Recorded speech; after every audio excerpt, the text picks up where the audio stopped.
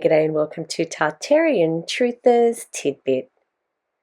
JoJo here, and first up, I want to give a massive shout out to my amazing co-host and bestie Casey for getting our merch launched this month. I went a little bit overboard, I know, but I just wanted to ensure that the quality of our merch was good, and I must say it did not disappoint. The colours are true and the fit is great. So if you are in need of a t-shirt or a jumper, a hoodie, or even a tote, please check them out. Proceeds do help us with the production of these videos, and any little bit helps. Now, we really don't make very much money on these, but it certainly does help to promote our show. So if you are interested, I will leave a link to our merch store in the description below.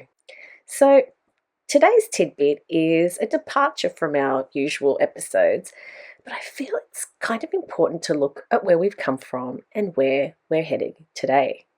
Does it seem like everything around us has been debased? And I've only sort of heard this term in the last couple years.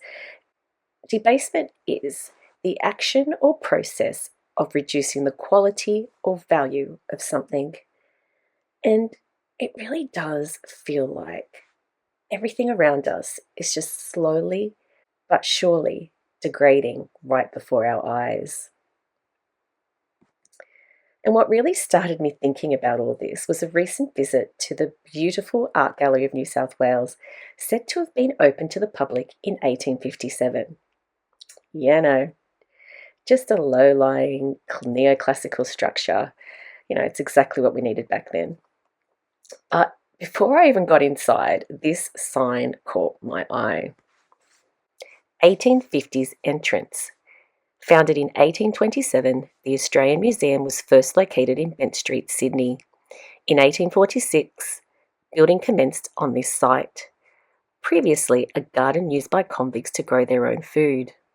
Designed by colonial architect Mortimer Lewis, visitors first entered this building in 1854 to view an exhibition of New South Wales products being sent to the Paris International Exhibition of 1855. The museum formally opened to the public on this site in 1857. Okay, so this isn't the beautiful Art Gallery of New South Wales, but this is the museum that was said they needed, 40 years after the First Fleet's arrival. I mean, look at this building.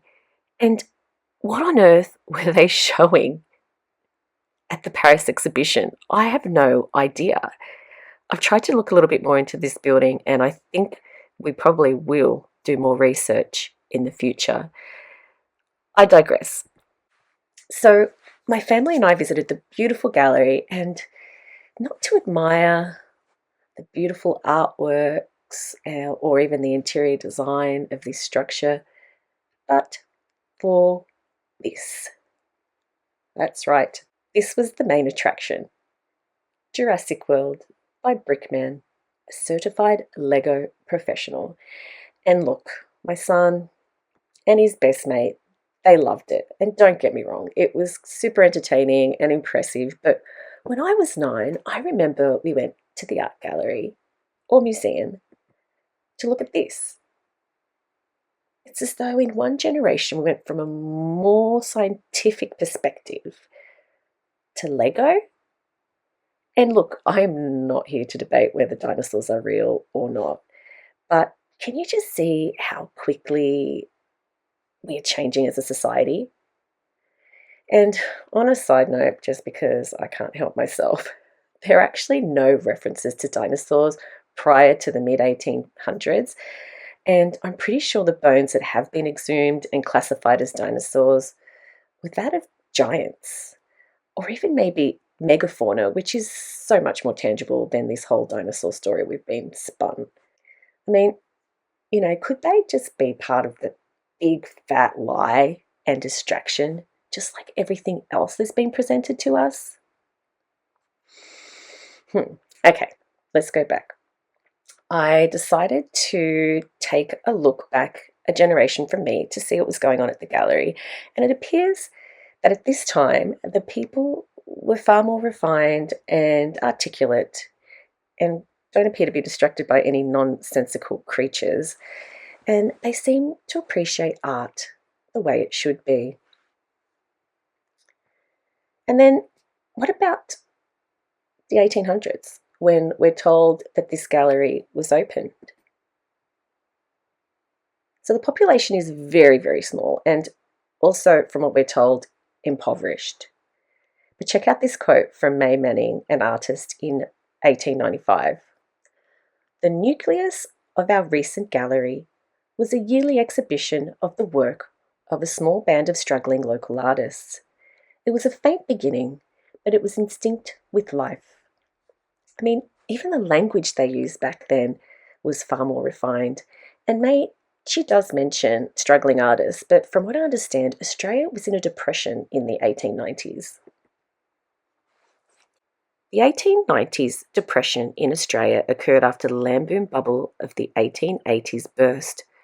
Overseas investments dried up, banks failed, unemployment soared, relief societies were formed in many parts of the country to distribute aid to poverty-stricken families, generally of meat, bread, and tea. Interesting, right?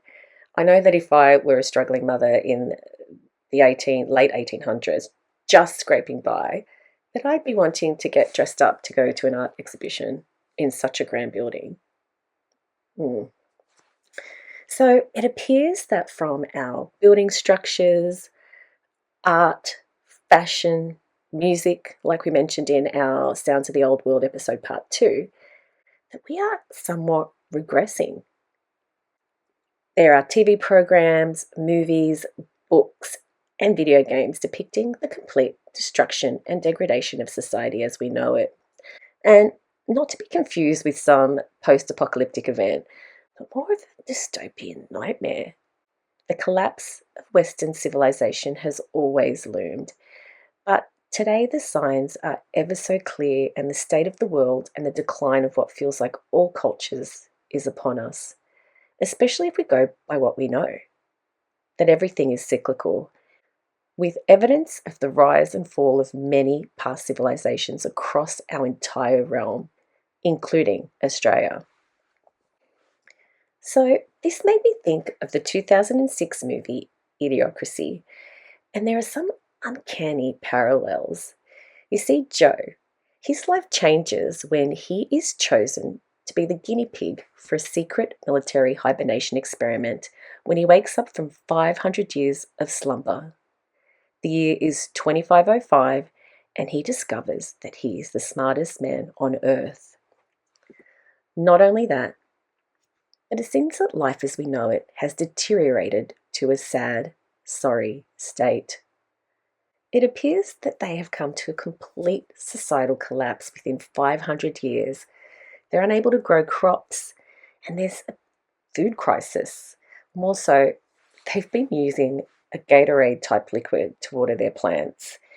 And they've been doing this for so long that they just can't imagine using water for their food.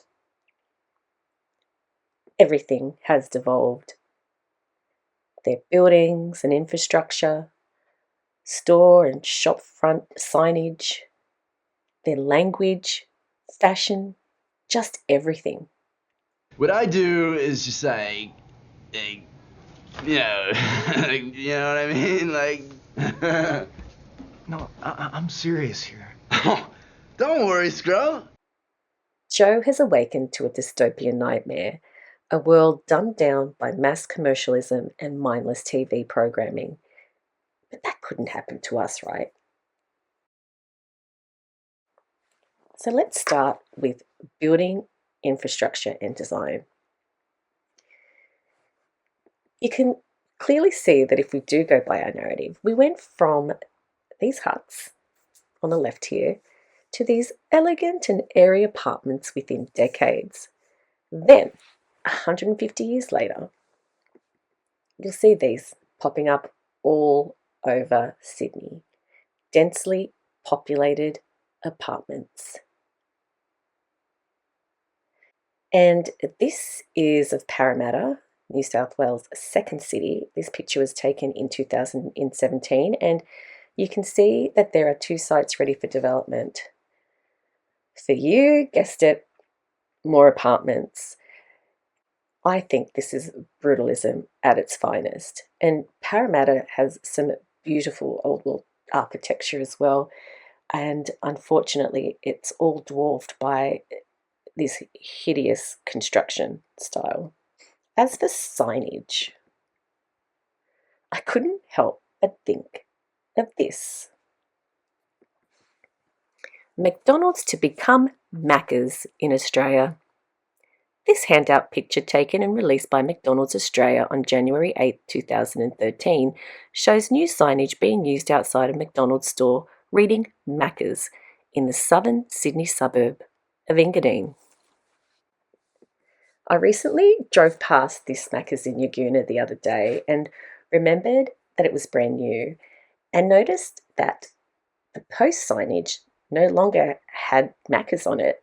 It just had the iconic M. So I thought I'd look it up, and I found this article.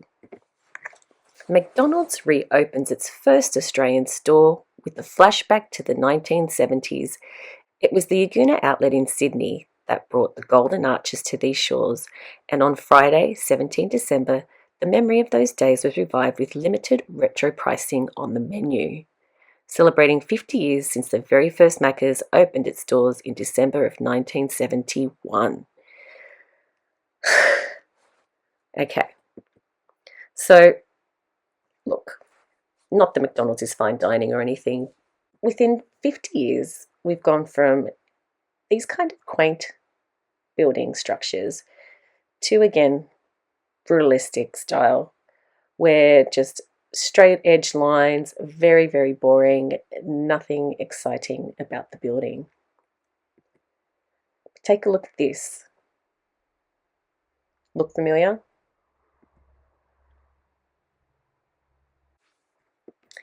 Now for fashion. This homeless Ukrainian man is one of the most influential figures in all of fashion right now, and that is no exaggeration. You will notice more and more the fashion worn by those suffering extreme poverty being worn as some kind of fashion statement by the elite. The signs differentiating between luxury brands and those worn by the common classes are going to become more and more subtle. Extremely wealthy people still want to be able to have their own fashion, but they don't want it to be flaunted in front of the rest of us. They want their new high fashion to basically be able to blend in with us. There are definitely subtle tones of mocking of the lower class involved in this, but what it mostly is camouflage. Poor people are getting more and more angry by the day, and the wealthy are getting afraid. So ironically, you are going to see more and more landlords dressing like the homeless. What on earth is going on here? It is truly an abomination. Seeing that we went from the Victorian era, where we had beautifully made couture style fashion, in comparison to our ready-to-wear fast fashion, which I call disposable wear. And I mean, it's not just for the women, it's also for the men.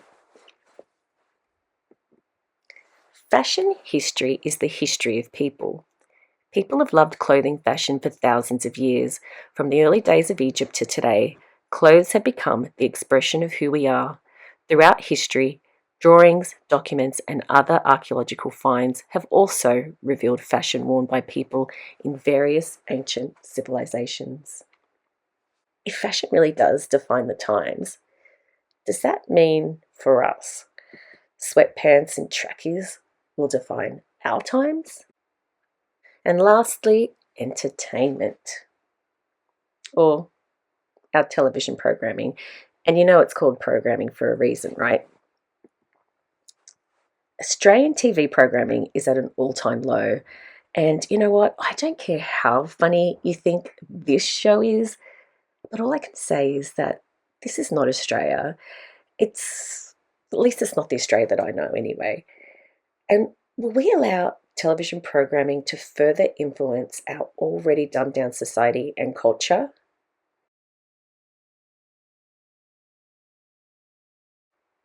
As the increasing number of dystopian movies, novels, and TV series prove, we remain captivated by the stories of societies gone wrong and the struggle of individuals to overcome. The collapse of Western civilization has always loomed on the horizon, but the signs are ever so clear, and the state of the world and the destruction and degradation of all cultures is upon us. That dystopian movies have become a genre on their own speaks to our fears of the future. As oppressive regimes across the globe turn to technology to control their populaces, and we see our own government eroding privacies we've long taken for granted, we get a glimpse into the terrifying possibilities of where we may be headed.